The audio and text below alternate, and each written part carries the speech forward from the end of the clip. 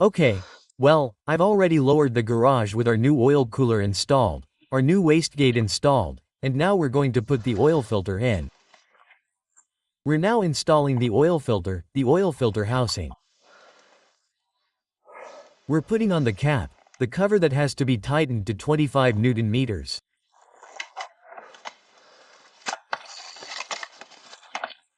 And now we're installing the oil filter housing in the engine block.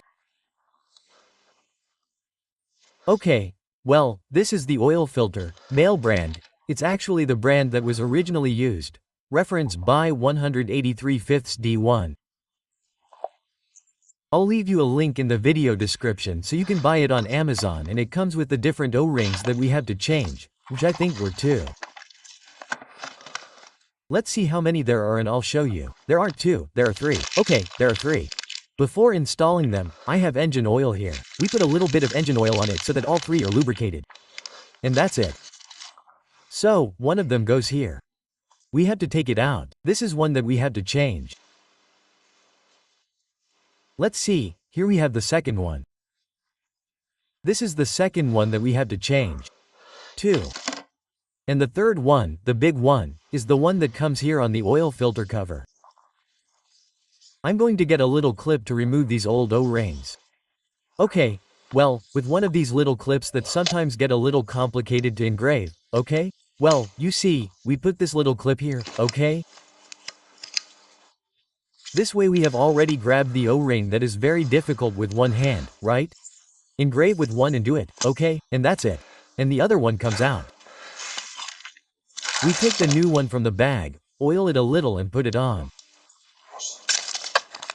Nothing, it's already oiled, it's already in place, and we do the same thing. We put the little clip for this O-ring here, you see? And this O-ring here, let's take them out. I've already removed the old O-rings. Now I'll oil the new ones and put the new ones in. Okay, ready, they're in place. So now we're going to put the oil filter in, which is exactly the same on one side as it is on the other. Okay, exactly the same. Come on, we'll put it in here. Okay, put it in here. It's in place. It's that simple, okay? Once it's in, we'll put it in here through its seat until it makes a click, okay? We put it in through the seat and it should make a click. Well, I need my hands. There you go, it's made a click. And now put the cover on, which I have here, replaced the cover, and then apply 25 new once I have it installed on the engine block, which will make it easier to tighten.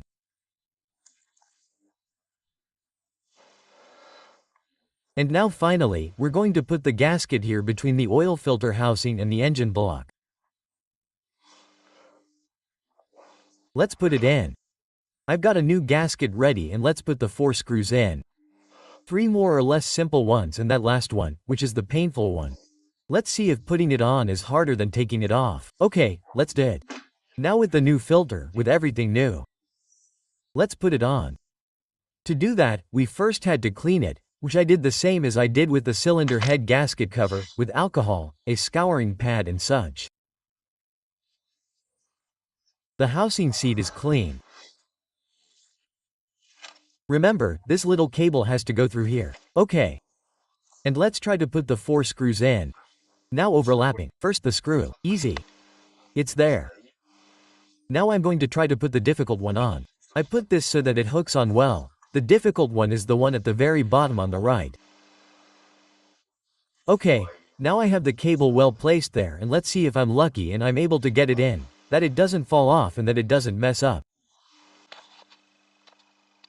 Well, I finally put the difficult one in and it's at 20 new. There it is. There I have it. Okay, at 20 new difficult.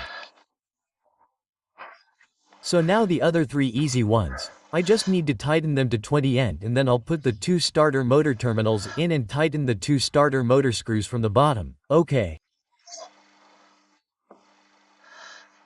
And we'll have the most difficult parts done.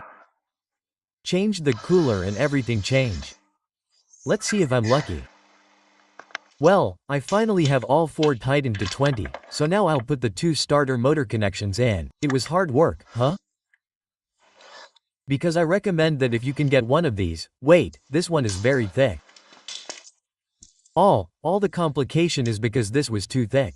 We said this was a 13, right? Let's see, no, sorry, this is a 12. If you can get a 12, but instead of a medium ratchet, it's a small ratchet and this is narrower, it won't be hard work at all. I mean, my whole struggle has been because with this cable here it gets caught and doesn't fit. As you can't see, it's a bit of a mess. Okay, but since it's done, let's continue. Well, let's not forget this connector that I've already put in, okay? This connector. And now we can bring this connector over here, okay?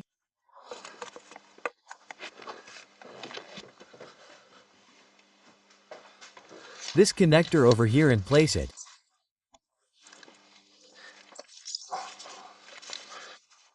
And this clamp here.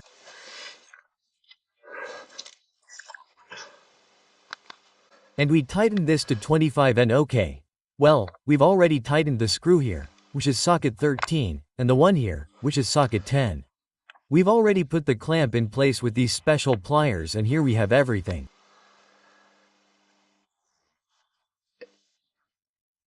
We have to get in from underneath and tighten the 2 screws. Of the starter motor, one of which was loose and the other was completely removed, okay. Because the problem was that if this had some play like it does, it's easier to access that screw.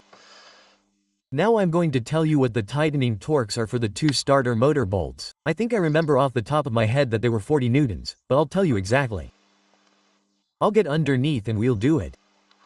The oil filter is now tightened to 25N, that's done. Well, once the casing is assembled, what we're going to do is fit the starter motor bolts. They're tightened to 40 and I'm already putting this one in. The other one wasn't removed, it was just loosened. It's up there. There. And they have to be tightened to 40N. The position is quite uncomfortable. I hope it doesn't have a major problem. This one is no problem. The problem is with the one on top. Well, in the end it wasn't so painful. I already have the 40N on the top one.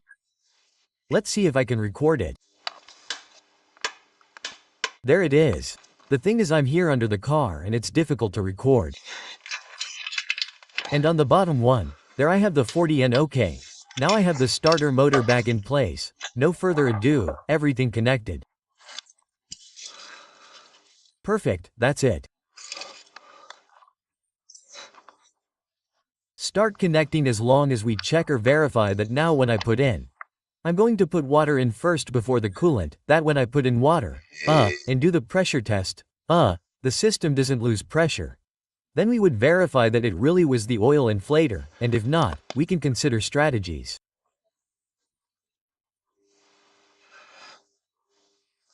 Okay, well, what I'm going to do is tighten the coolant drain screw. I'll tighten it all the way and we'll fill the entire coolant circuit with water.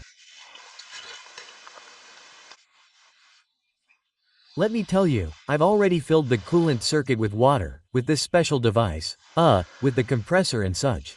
The water comes in under such pressure that, with this device, I can already make sure that there's no need to remove air from the system, because it already introduces the water through a vacuum, so there's no air in the system.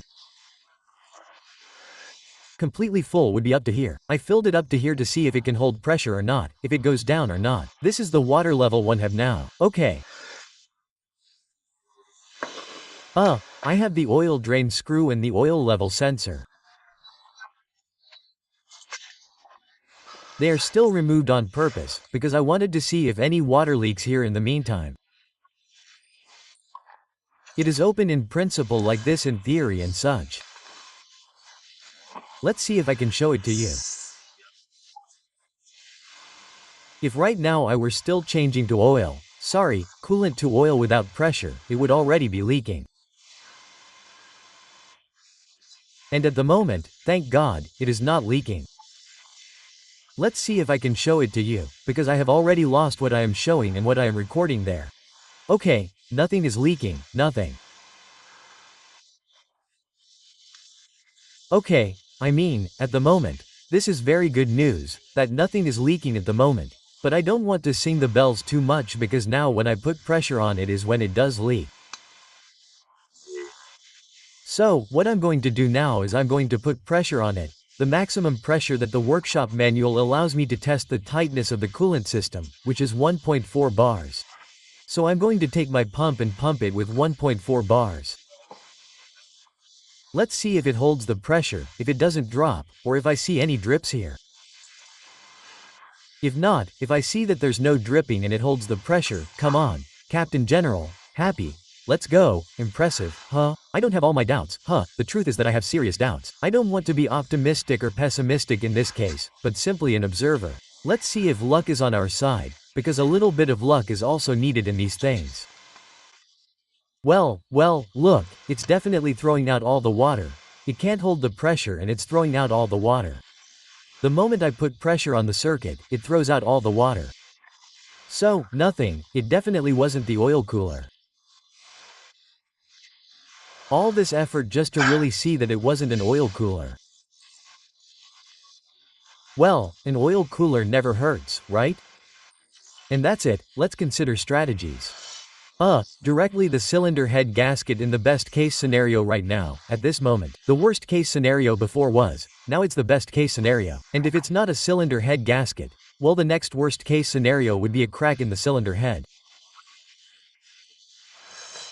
We'd have to put a new second-hand cylinder head and in the worst case scenario a crack in the engine block, which would be ruinous. So, let's consider new strategies, but we definitely know who the cooler is. Look, it was at 1 with 4 bars and look how much it's gone down. Now it seems to be a little more stagnant, but nothing. 3 minutes ago it was at 1 with 4 bars and look how it is now. Nothing. I'm going to drain the coolant and it's clear that it's going to be done. Anyway,